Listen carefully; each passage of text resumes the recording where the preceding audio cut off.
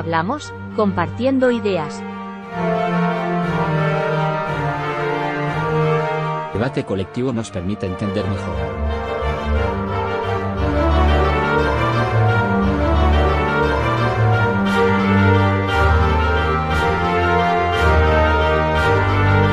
Buenas tardes, Antonio. El otro día hicimos una conferencia, organizamos una conferencia que se llamaba Religión, laicismo y neoliberalismo. La verdad es que la exposición fue tan extensa, y además las intervenciones de la gente también. Yo creo que fue el acto donde más intervenciones del público tuvimos. Yo vi, porque conocía el trabajo que habías hecho, el PowerPoint de la presentación, que quedaron varios temas un poco en el aire. Fundamentalmente, que pintaba ahí la palabra neoliberalismo, ¿no?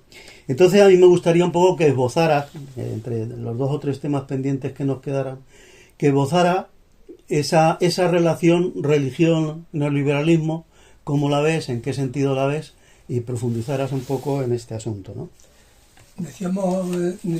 Adelantamos un poco que si nos fijamos un poco en las costumbres de las personas de ahora, se han introducido una serie de comportamientos que no había antes. Hay una manera de vivir. La gente fundamentalmente se informa a través de la televisión, y quienes dominan no solamente la televisión, sino las redes sociales y otra serie de cuestiones, están legitimando la manera de comportarse. Y esa manera de comportarse no ha salido espontáneamente. Hemos dicho los medios, pero sobre todo hay un motor, una fuerza que dirigen fundamentalmente el comportamiento de las personas. Y esas fuerzas son prácticamente el mercado, al que tienen casi como Dios, y hay un consenso, se llama así, consenso de Washington, en el que al final, casi al final, no tanto al final del siglo pasado, se reunieron en la capital de Estados Unidos un montón de fuerzas importantes del mundo occidental, y dictaron una serie de normas, de 10 normas, que curiosamente pues se parecen a los 10 mandamientos, en la que una de las cuestiones importantes es que el capital debe de dirigir las fuerzas de la humanidad hacia el bien para toda la humanidad, aunque en el camino pudiera caer la democracia. Y de hecho, hay unas cuestiones que a veces la democracia se usa para su bien, y otras veces, cuando hay un inconveniente, pasan por encima. Aquel consenso de Washington pues decía una serie de cosas que era: primero, el mercado es lo importante, hay que quitar en la forma de gobernar la socialdemocracia, que de alguna manera es un impedimento para que ese predominio tan exagerado del capital juegue a su amplio.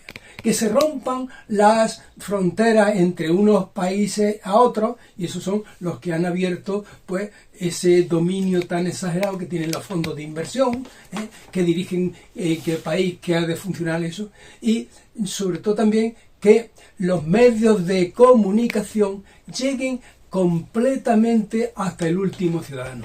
Como consecuencia de eso, tenemos precisamente el tipo de vida que tienen nuestras personas. Y la gran mayoría de las personas solamente se percibe la información que aparece en la televisión y en otra serie de medios.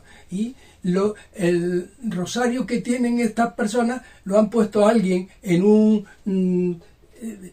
símil religioso, en el que, como he dicho antes, convierten al Dios mercado, y dicen que el mercado es por sí mismo el que resolverá completamente los problemas del mundo mundial.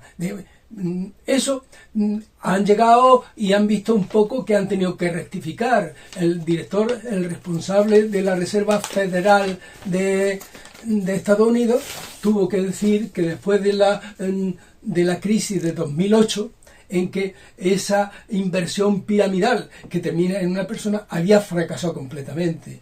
y el que había sido presidente de Francia, dice que habría que recuperar o revisar el capitalismo.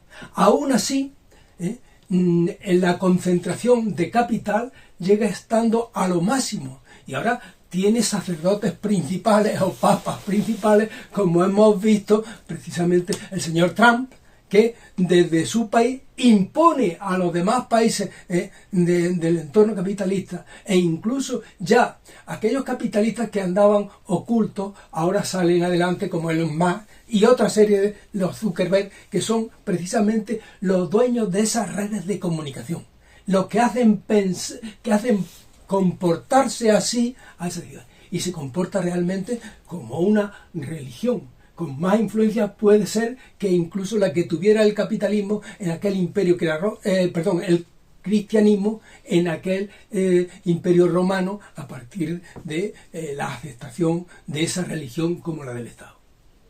Sí, has mencionado a Donald Trump, que curiosamente tiene algunas contradicciones, porque has hablado de ese neoliberalismo de mercado libre y sin fronteras, y sin embargo Donald Trump va a imponer unas tasas que no es sino evidentemente es la imposición en defensa de los intereses de los Estados Unidos y de esas grandes élites norteamericanas, ¿no? Bueno, simplemente es apuntar a veces esa contradicción que tienen entre decir una cosa y de dónde está el liberalismo y realmente las medidas que toman, cómo imponer a Europa, por ejemplo, el que se gaste más en gastos militares y menos en bienestar social, de hecho, haciendo recortes. En cierto modo te diría, ¿cómo ves?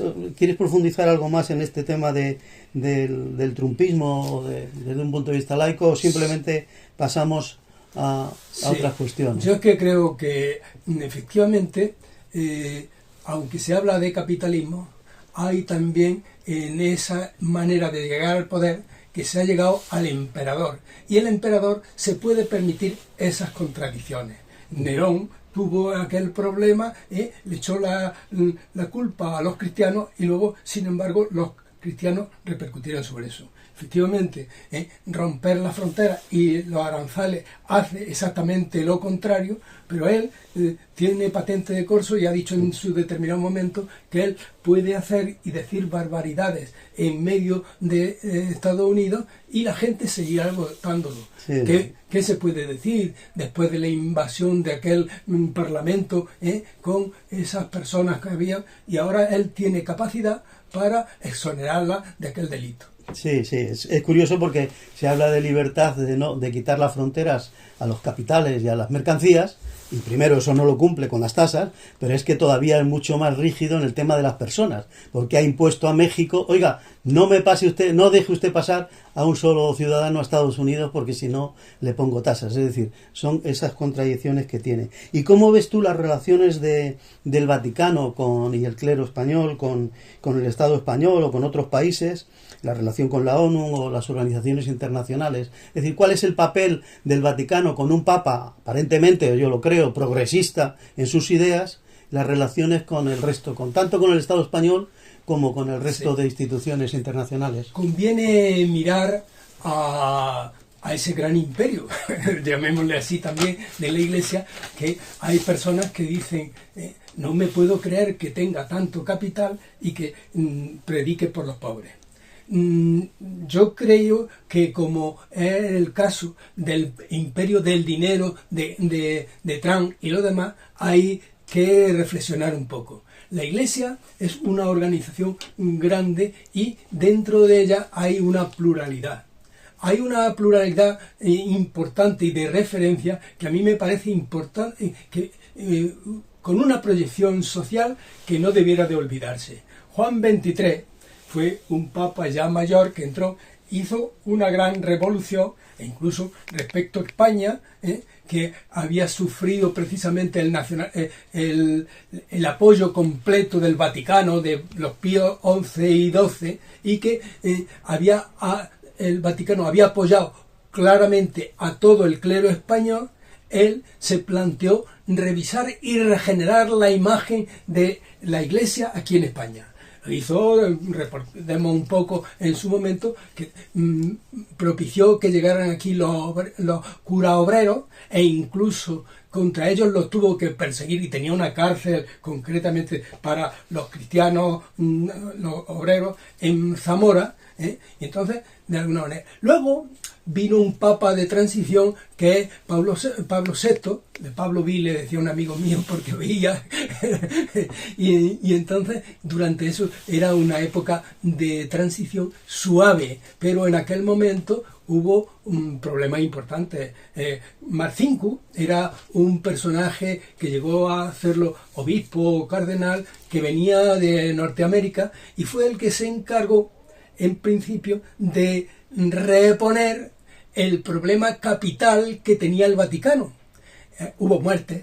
Recuérdese que Juan Pablo I duró 33 días, que había habido por medio el problema del Banco Ambrosiano, y entonces llegó un momento, el mismo Papa se dejó, bueno, sucedió el sucesor de Juan Pablo II, pues fue un papa teólogo, y que incluso después de suceder a eso fue emérito, dejó porque el problema que había dentro del Vaticano con la curia ya era superior a su edad y cesó. Inmediatamente después se nombró a el Papa actual, el Papa Francisco, que ha actuado de una manera imitando en lo posible a Juan XXIII. Y entonces, claro, él ha estado luchando contra la curia vaticana, en la que hay mucha fuerza, e incluso está luchando contra el clero nacional de Francia, de Estados Unidos y de España. Esos cleros, esas naciones, pues tienen un clero distinto.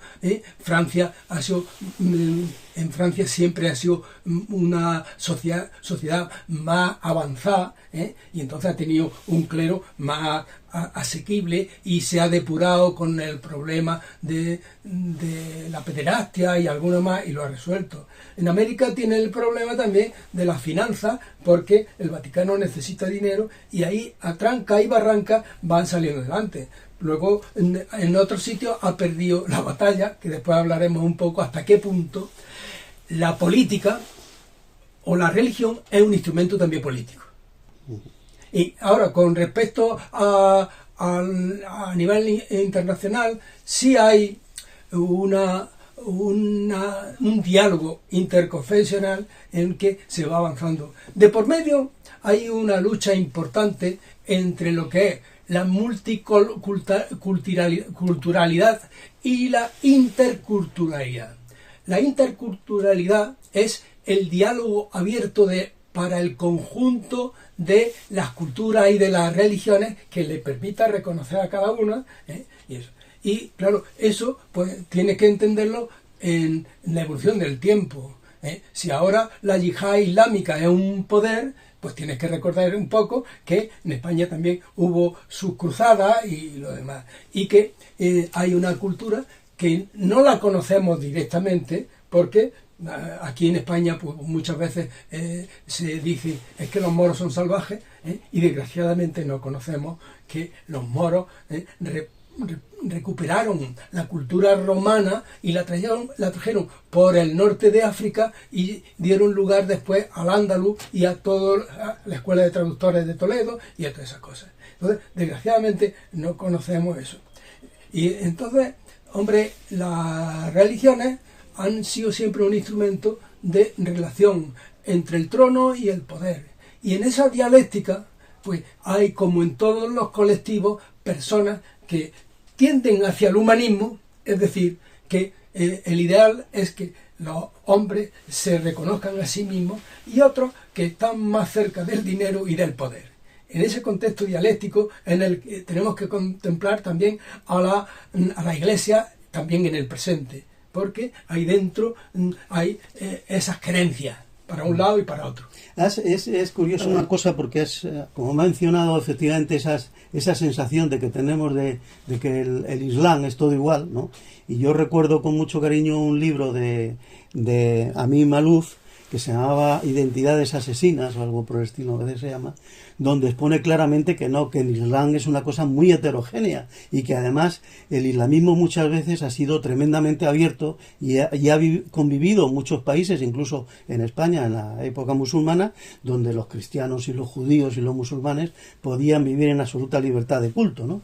Y yo creo que también pasa lo mismo dentro del cristianismo, que podemos ver que no es un mundo homogéneo, no podemos decir los católicos o los tal, y aquí en España tenemos desde los colectivos cristianos de base o la misma OAC, que hacen una labor social importante, a los guerrilleros estos de Cristo Rey, o los legionarios de Cristo, o los abogados cristianos.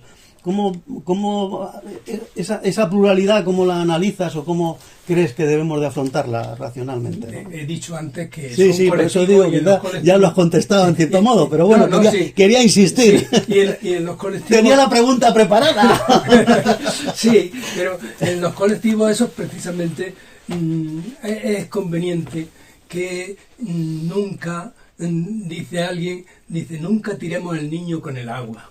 O sea, hay que tener una perspectiva abierta y estar que enfrente, ponernos en el lugar del otro, que cada cual es hijo un poco de su historia, de sus tradiciones, y aunque tenga un ideal, un utopismo de lo demás, no deja de tener señas de identidad en sí mismo. Y en todas las culturas ha habido siempre quienes han desentonado con respecto al credo principal. Hablaba del Islam, hombre, los sunitas y los otros que tienen los hermanos musulmanes en Egipto, e incluso hay entre los musulmanes, hay ateos también, o sea que sí, parece que es un todo continuo y no, y entre ellos hay una gran variedad. Y entonces yo tengo amigos también que son,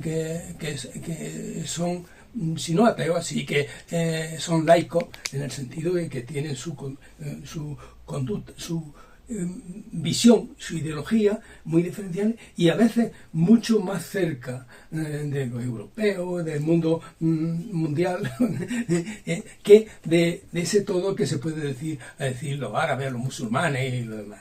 Entonces es importante distinguir claramente y como bien has dicho, la pluralidad que hay dentro de dentro de la iglesia cristiana, pues bueno, tenemos que recordar un poco que aquella iglesia empezó a fracturarse fundamentalmente en Alemania con Lutero. Allí en su momento, y hubo también una contraofensa a eso, Trento, en el sentido de mantener todavía el ideal de aquel. Efectivamente, a veces se quiere decir que Europa es cristiana y es religiosa. Habría que retomar eso claramente, porque Lutero llevó a que en Europa hubiera una guerra de religión casi eterna y permanente, e incluso a partir de ahí la religión, la católica, por aquello, y que sobre católico habría que decir mucho, o sea que en que hubo la gran difusión, se llamaban protestantes o evangélicos a los precisamente, o luteranos, los que a partir de ahí los calvinistas serían en Suiza, los hugonotes en otros sitios, y los anglicanos en Gran Bretaña, y los evangélicos han hecho 18.000 excisiones en las que... Pero volviendo a España, hay una gran diferencia, hay siempre un catolicismo nacional, que desde siempre ha estado y es una línea continua de lo que llamamos una de las dos Españas. Esa una de las dos Españas sigue todavía vigente en el sentido de que son una concepción de la religión concomitante con el poder nacional, con el poder imperial, porque se dice de hace mucho tiempo por el imperio hacia Dios. Y ese sector de la Iglesia católica, que a veces te sorprende, porque llegar y algunos de esos cristianos o católicos recalcitrantes, no le importa, sin embargo, decirle al Papa actual, señor Bergoglio. O sea, que en ese momento la religión es un instrumento para cercano al poder. Entonces, claro, dentro de los que se gestan como católicos, pues hay una gradación hacia esa situación dogmática en la que están todas las organizaciones de las que tú has hablado. El Yunque, que es directamente violento, y luego pues los abogados cristianos y el ateuí, y los que ha dicho que eran legionarios de Cristo, en fin, y los otros que son que dirigía prácticamente quien es hoy el hermano del presidente de la comunidad, Argüello. Kiko Argüello era alguien que hegemonizaba, lideraba un grupo importante de los Kikos, que se llama. Sí. De todas formas, el otro día lo hablaste ya, pero quizá porque la transparencia, los números eran pequeñitos y tal, si quieres comentar algo acerca de la evolución en las encuestas del CIS, fundamentalmente, de qué evolución ponen para en la implantación de la religión o las religiones en España. El CIS, por adelantar, y el CIS realmente va diciendo que está habiendo una ligera y continua en el tiempo disminución de las personas que se proclaman católicas, y todavía es más reducido el número de los que luego dice que son de misa diaria, por así decirlo, ¿no? ¿Cómo ves ese asunto? Sí, si se mira por los signos externos, España y gran parte de Europa es una sociedad secularizada. O sea, la religión, si quitamos las procesiones, la Semana Santa, en la que... Por eso es quitar mucho, ¿eh? Eso es quitar mucho, sí, aquí en Andalucía, al menos. Sí, pero sí. Es unos signos fundamentalmente estacionales, que, como diría Antonio Machado y su padre Demófilo, en el sentido de que si se tiene como una tradición, las fiestas de la primavera, que dice la saeta y todo eso, es otra cosa distinta. Cuando ya entramos en religión, en el sentido de la adoración a Dios y lo demás, entonces habrá que distinguir entre quienes tienen esa religión, no solo porque lo han bautizado, porque casi todos estamos bautizados, y si alguien ha querido salirse de la propia religión, ha tenido que apostatar. Hemos hecho. Pero ahora, ya quienes están allí, pues hay una gran cantidad de católicos que es esa sociedad secularizada. Hay un porcentaje que mantienen eso, y cabe decir que incluso entre ese porcentaje que sí son coherentes en su vida diaria con el credo al que sirven, que llegan a considerarse a sí mismos laicistas, que es un poco lo que tú has mencionado antes, los cristianos de base y otra serie de confesiones, la OA y otra serie de grupos que están lejos de lo que es la cúspide, la iglesia institución.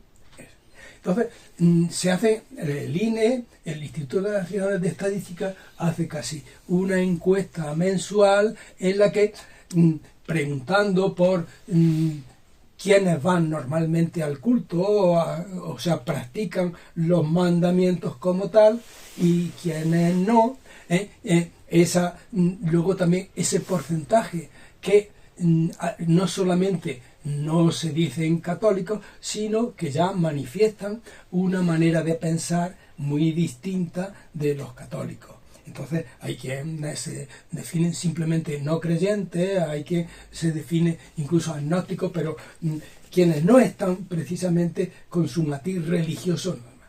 Entonces, últimamente pues hay un porcentaje muy pequeño de otras religiones que va creciendo con la inmigración.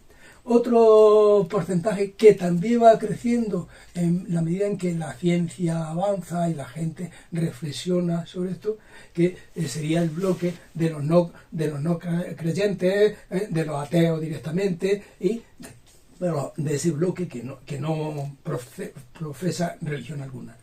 Y luego sí, otro bloque que era casi similar en número al de no creyentes, pero que va disminuyendo un poco en función también porque las encuestas que se han hecho entre la gente por edades, los de menor edades, va creciendo los no creyentes. Y como consecuencia de eso, la proyección que se puede hacer hacia el futuro es que los no creyentes crezcan más en detrimento de los otros grupos. Sí, digamos que los jóvenes se han pasado al dios TikTok, ¿no? Bueno, yo me preocuparía de eso, sí. Porque los jóvenes a mí me preocupa, que soy un viejo cascarrabia en el sentido, porque yo creo que muchos jóvenes no creen en nada. Sí, sí. Entonces sería bueno que aparte de las creencias religiosas o no religiosas, tuvieran una creencia como ciudadanos para ver la situación muy preocupante en la que estamos, si hablamos del cambio climático, si hablamos de el crecimiento por el crecimiento que ataca precisamente al planeta y otra serie de cuestiones.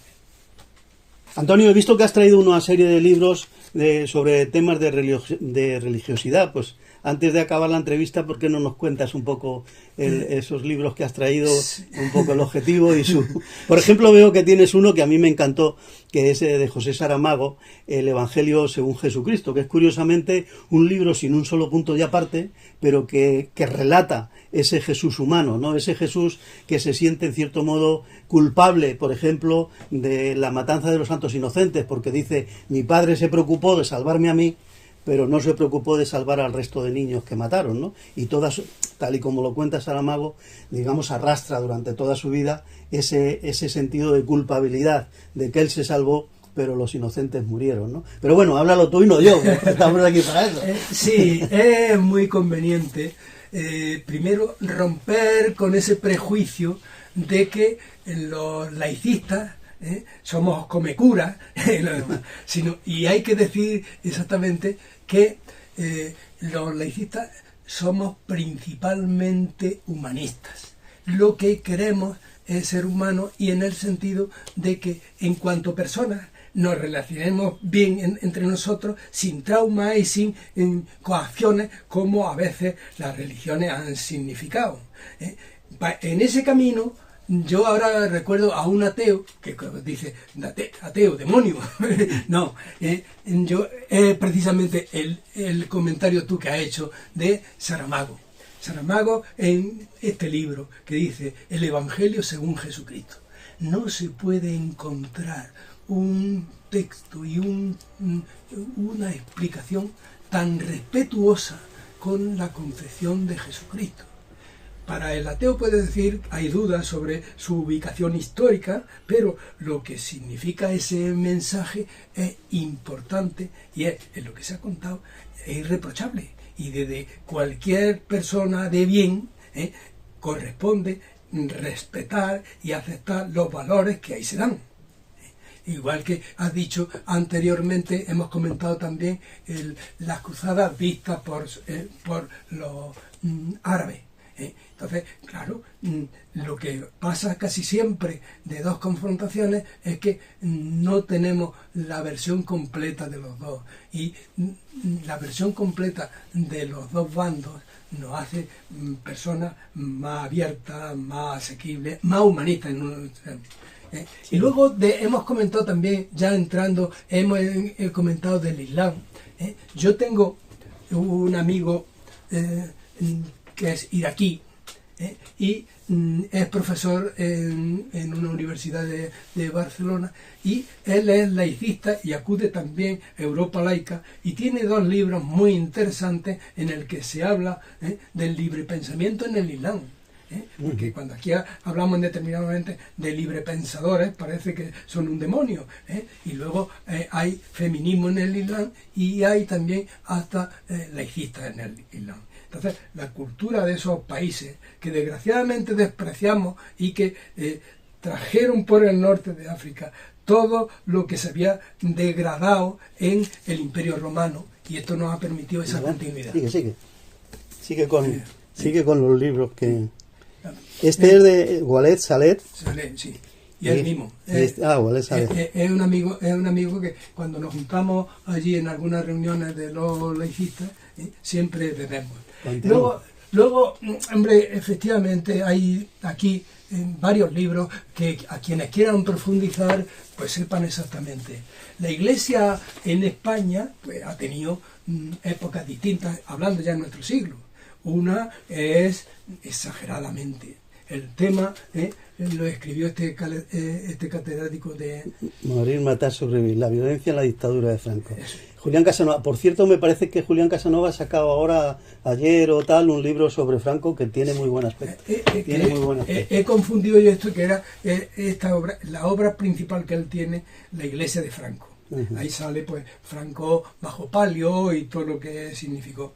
Y eso llega pues hasta el 75, hasta que muere Franco.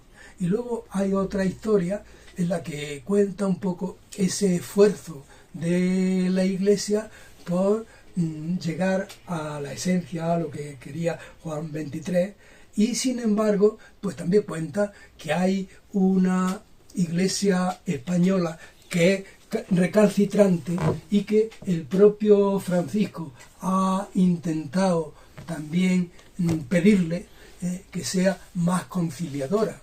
Francisco no ha venido a España porque cada vez que ha tenido un contacto a la iglesia tradicional, esa de españolazo, le dice, espero que os reconciliéis. Porque se ha encontrado, yo me recuerdo, pues en fin, ya Juan Pablo II ha dicho una serie de cuestiones, y cuando se ha dicho aquí algo de memoria histórica, él dice, hay que ver como la derecha no abramos la guerra, la fobia. Sin embargo, él en esos mismos tiempos seguía todavía adorando o liberando o ensalzando a sus mismos mártires, los mártires, mientras que en las cunetas pues sigue un porcentaje importante de la gente, las personas que murieron durante la guerra y después de la guerra. Bueno, y por último, tú estás en Andalucía Laica, que es una parte de Europa Laica y de la organización en España. ¿Cuál es el objetivo? ¿Qué cosas hacéis en Andalucía Laica? ¿Qué actividades hacéis? Me imagino que te gustaría que hubiera más gente, ¿no? Y que participara más gente. ¿Qué actividades hacéis normalmente? Sí, Europa Laica surge a principios de este siglo. Se reúnen varios grupos que tenían esa función desde antes, pero se federan en eso, y lo que se pretenden en sí mismos es favorecer la democracia, en el sentido de que en gran parte, otros son colaboradores, como hemos dicho, desde el poder establecido se ha ido en contra de la democracia. Recordamos un poco que hemos dicho al principio que el laicismo viene de Laos, que es el pueblo libre que se entiende entre sí, y como hay que entenderse todo bajo teja, en el sentido que somos vecinos tenemos que arreglar conjuntamente los problemas sin exclusiones de nadie, y que el que tenga exclusiones que lo haga aparte. Entonces ha habido problemas, pues ya aquí residuales, que son bastante importantes, en el sentido de que el nacionalcatolicismo, en el que el catolicismo era religión única, no ha permitido esa democracia en el que se distinga claramente un papel de otro. Linares, pues de vez en cuando tenemos precisamente, se ha elegido a la patrona como alcaldesa perpetua. O sea, yo no elegí a mis municipios para que fueran al cielo, yo lo elegí para que gobernaran lo de los humanos que tenemos aquí. No. Es un problema además no solo porque eso, efectivamente eso indica mucho, pero es que luego la Iglesia Católica tiene una incidencia muy importante en fastidiar a los que no son católicos, por ejemplo, oponiéndose a la eutanasia y haciendo que los médicos y los colegios de médicos boicoteen la posibilidad de la eutanasia, al aborto, al divorcio incluso en su día, es decir, que ellos no solo que tienen derecho a tener sus creencias, pero no a imponer esas creencias a la totalidad de la población, donde además hay no solo de otras religiones, sino, como tú bien has dicho antes, cada vez mayor, un gran número cada vez mayor de agnósticos y ateos, por lo tanto, y ellos sin embargo siguen forzando a las instituciones, a los ayuntamientos, a las comunidades autónomas, a que esas leyes progresistas de defensa de la libertad de las personas, de libertad para poder hacer la eutanasia, es decir, elegir tú el momento y cómo mueres, el tema del aborto cuando no quieres tener un embarazo no deseado, o incluso, insisto, antiguamente, todas esas cosas se oponen a ellas y las boicotean, como dijo Aznar, con todos los medios que tienen, que no son pocos. Sí. En ese sentido, pues Europa Laica y Andalucía Laica, en cada uno de nuestros sitios, promovemos una serie de campañas que van tratando de romper el clericalismo, que son los excesos que las religiones tienen frente al poder y hacia la ciudadanía, coartándole, como tú has dicho. Entonces, efectivamente, hay uno de los problemas que creemos esencial, que es el tipo de la educación. Entrar en la educación es un empeño especial que tiene la Iglesia, porque lo ha tenido a lo largo de la historia y no se resigna a no estar dentro. En su momento, la Constitución del 31 pues decía la escuela tiene que ser laica, y que los niños no pasen como pasan ahora, que con 3 años ya que se empieza el preescolar ya están instruyendo. Y se impide se hace la segregación, porque se juntan niños de familias bien y niños de pobres. Sería más rico desde el principio que no fuera la educación segregadora, que al final se hace también en función de la clase social, se hace el Opus sigue manteniendo todavía contra la ley la segregación por sexo. Y hay una serie de barbaridades, incluso tiene adoctrinadores en los colegios, obliga en principio a que los padres tienen que decir, y incluso desde el laicismo le hemos propuesto, bueno, porque tienen ese empeño, organicemos un poco de que la religión se dé al principio o al final, y quienes no tengan eso puedan venir a su hora precisamente a la escuela. Hay imposibilidad, he comentado también arriba el problema de la ciencia y la educación que se contravienen permanentemente. Tú has hablado claramente en el tema religioso en las instituciones, en los hospitales, en los cuarteles y en lo demás, tienen incluso su autoridad, porque al cura lo llaman, tiene su nombre especial, en fin, y entonces todo eso. Pero además de eso hay mucho más, que precisamente las coacciones que hacen las abogadas cristianas en eso. Hay además la influencia que las instituciones también benéficas con el hecho de la ayuda, coartan la libertad de conciencia de cada uno. Hay además la riqueza inmensas que tiene la Iglesia, que pide por todos sitios, pide. Ahora mismo están hechas las inmatriculaciones desde el franquismo hasta acá, quieren apoderarse de una serie de edificios que quieren y lo han hecho, más de 30.000. Y lo han hecho con la inmatriculación. Edificios de terreno. Porque recordamos un poco que las catedrales y la iglesia se hacían con la aportación de los burgueses y con la aportación de los obreros. Los obreros llegaban y prestaban allí su trabajo, los burgueses, en función del dinero que tenían, aportaban también, y eso eran obras del pueblo. Eran casas del pueblo. En determinado momento incluso se utilizaban, porque estaban blanqueadas, para cuando había epidemia, se utilizaban para un montón de cosas, e incluso en muchas de ellas, en sus coros, se hacían las cancillerías, se reunían los gobiernos de las distintas. ¿Qué vamos a decir de la historia? Que se escribe siempre por el vencedor de eso. hemos dicho, y también la tremenda influencia de las religiones dentro, cercano al gobierno. O sea, todavía siguen existiendo los concordatos.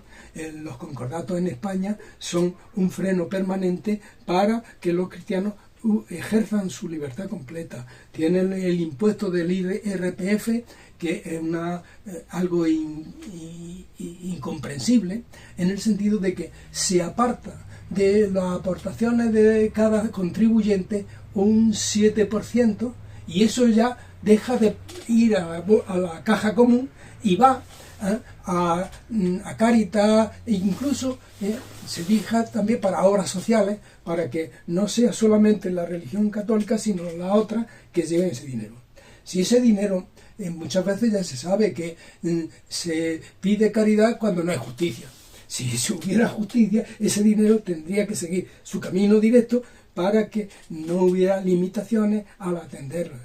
Hay infinidad de cosas, campañas directas, escuela, religión fuera de la escuela, otra serie de funciones de los hospitales, de los centros de salud, de la atención a menores, de atención también a la dependencia, residencias mayores. Bueno, pues muchas gracias. Yo creo que ya hemos acabado la conferencia, ¿no? Con esta segunda parte, no, yo creo que, en fin, lo que sí es cierto... Hombre, siempre quedan temas, fíjate, casi las inmatriculaciones casi merecerían una sesión entera sobre la misma, ¿no? Porque es un tema terrible, ¿no? Porque si fuera a recuperar...